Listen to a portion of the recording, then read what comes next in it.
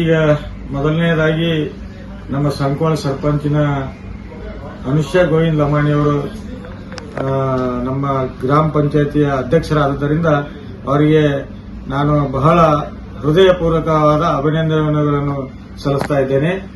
ಇದು ನಮ್ಮ ಸಂಕೋಳ ಸರ್ಪಂಚ್ ಅಧ್ಯಕ್ಷ ಆಗೋದಂದ್ರೆ ಬಹಳ ಕಠಿಣ. ಹಿಂದೆ ನಾವು ಹಲವಾರು ಕನ್ನಡಿಗರು, ನಮ್ಮ ರವಿಗೌಡರಾಗಲಿ ಮತ್ತು ಇನ್ನು ಶಾರದಾ ಲಮಾಣಿ ಆಗಲಿ, ಶರಣ್ ಮೆಟ್ಟಿಯವರಾಗಲಿ, ಈಗ ಅನುಷಾ ಗೋವಿಂದ ಲಮಾಣಿಯವರಾಗಿದ್ದಾರೆ. ಹಲವಾರು ನಮ್ಮ ಪರಂಪರೆಯ ಮುಖಾಂತರ ನಮ್ಮ ಒಂದು ಛಾಪು ಮೂಡಿಸತಕ್ಕಂಥ ಇದು ಸಂಕೋಳ ಸರ್ಪಂಚ್ ಏನು ಸ್ಥಾನ ಇದೆ. ಈ ಸ್ಥಾನಕ್ಕೋಸ್ಕರ ಗೋವಾ ರಾಜ್ಯದಲ್ಲಿ ಗೋವಾದವರು ಹಲವಾರು ಟೀಕೆ ಟಿಪ್ಪಣಿಗಳ ಮುಖಾಂತರ ನಮ್ಮನ್ನು ತುಚ್ಚು ಮಾತನ್ನು ಮಾತಾಡುವ ಮುಖಾಂತರ ಮನಸ್ಸಿಗೆ ನೋವನ್ನು ಉಂಟು ಮಾಡತಕ್ಕಂಥ ಕೆಲಸಗಳನ್ನು ಮಾಡ್ತಾ ಇದ್ದಾರೆ.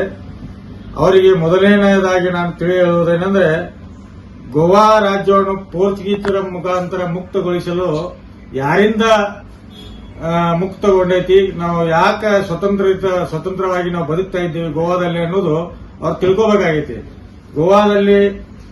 ಗೋವಾ ರಾಜ್ಯ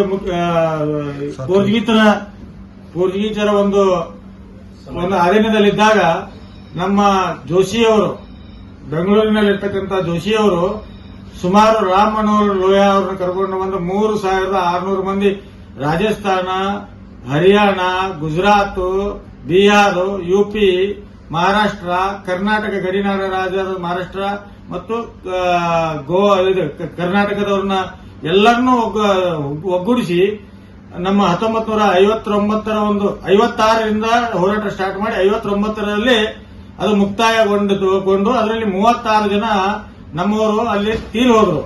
ಅಂತ ಒಂದು ತ್ಯಾಗ ಮಾಡಿದಂತ ನಮ್ಮ ಕರ್ನಾಟಕ ಮತ್ತು ಮಹಾರಾಷ್ಟ್ರ ಹಲವಾರು ರಾಜ್ಯಗಳ ಒಂದು ಕೊಡುಗೆ ಅವರಿಗೆ ಗಮನದಲ್ಲಿ ಇದೆಯೋ ಇಲ್ಲೋ ಅನ್ನೋದ್ರ ಬಗ್ಗೆ ಅವ್ರಿಗೆ ಮಾಹಿತಿ ಇಲ್ಲ.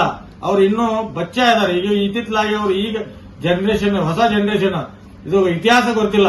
ಇದು ನಮ್ಮ ಸುಲ್ತಾನರ ಅಧೀನದಲ್ಲಿ ಗೋವಾ ರಾಜ್ಯ ಇತ್ತು. ನಮ್ಮ ಕರ್ನಾಟಕದ ಒಂದು ಸುಲ್ತಾನರ ಅಧೀನದಲ್ಲಿ ಇತ್ತು ಮತ್ತು ಕದಂಬ ವಂಶರ ಒಂದು ನೆಲೆಯಾದಂತ ಇದು. ಈಗಲೂ ಕದಂಬ ಬಸ್ಸಿಗೆ ಕದಂಬರ ಒಂದು ಹೆಸರು ಇಟ್ಟಿದ್ದಾರೆ ಅಂದ್ರೆ ಅದು ನಮ್ಮ ಕದಂಬರ ಅಂದ್ರೆ ಕನ್ನಡಿಗರು.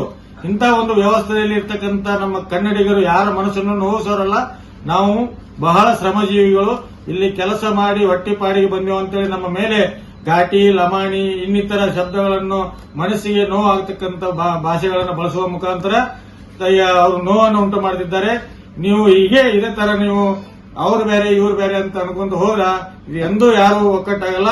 ನೀವು ಒಕ್ಕಟ್ಟಾಗಿ ಬರ್ತಕ್ಕಂಥ ದಿನಮಾನಗಳಲ್ಲಿ ಇವ್ರನ್ನ ಎದುರಿಸುವ ಮೂಲಕ ಇವರಿಗೆ ತಕ್ಕ ಉತ್ತರವನ್ನು ನೀಡುವ ಮುಖಾಂತರ ತಾವೆಲ್ಲರೂ ಒಂದಾದಾಗ ಮಾತ್ರ ಇದನ್ನ ನಾವು ಮುಕ್ತಗೊಳಿಸಲು, ನಾವು ಕೂಡ ಹೇಗೆ ಪೋರ್ಚುಗೀಸರ ಕೈಯಲ್ಲಿ ಇದ್ದಂತ ಗೋವನ್ನ ಪಡೆದುಕೊಂಡಿವಿ, ಈಗ ಇವ್ರ ಭಾಷೆಯಲ್ಲಿ ನಾವು ಘಾಟಿ ಅಂತಕ್ಕಂಥ ಭಾಷೆಯನ್ನು ಮುಕ್ತಗೊಳಿಸಬೇಕಾದ್ರೆ ನಾವೆಲ್ಲರೂ 50-60 ವರ್ಷದಿಂದ ಕನ್ನಡಿಗರಲ್ಲಿ ಏನಿದೀವಿ ನಾವು ಒಂದಾಗಿ ಇವರನ್ನ ಬಾಯಿ ಬಂದ್ ಮಾಡ್ಬೇಕನ್ನುವಂತ ಮಾತನ್ನು ಹೇಳ್ತಾ ನಾನು ಇವತ್ತಿಗೆ ಇನ್ನೊಮ್ಮೆ ಸಂಕೋಳ ಸರ್ಪಂಚ ಆದಂತ ಅನುಷಾ ಲಮಾಣಿ ಅವರಿಗೆ ಅಭಿನಂದನೆ ಹೇಳ್ತಾ ಇದ್ದೇನೆ. ನಮಸ್ಕಾರ.